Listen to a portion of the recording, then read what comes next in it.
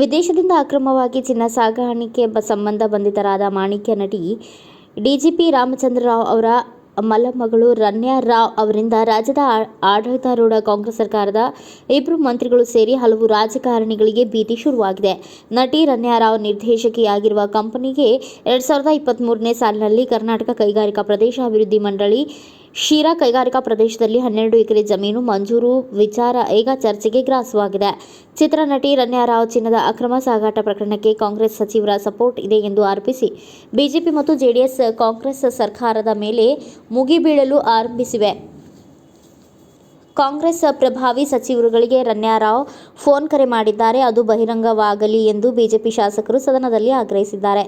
ವಿಧಾನಸೌಧದಲ್ಲಿ ಸೋಮವಾರ ಮಾತನಾಡಿದ ಬಿಜೆಪಿ ಶಾಸಕ ಭರತ್ ಶೆಟ್ಟಿ, ಇದೊಂದು ಕ್ರಿಮಿನಲ್ ಕೇಸ್. ಕಾಂಗ್ರೆಸ್ ಸಚಿವರುಗಳಿಗೆ ರನ್ಯಾ ರಾವ್ ಕರೆ ಮಾಡಿದ್ದಾಳೆ ಅನ್ನೋದು ಗೊತ್ತಾಗಿದೆ. ಮೂವರು ಸಚಿವರ ಸಂಪರ್ಕದ ಬಗ್ಗೆಯೂ ಸಾರ್ವಜನಿಕವಾಗಿ ಮಾತನಾಡುತ್ತಿದ್ದಾರೆ. ಸಿಬಿಐ ತನಿಖೆ ನಡೆಯುತ್ತಿದೆ.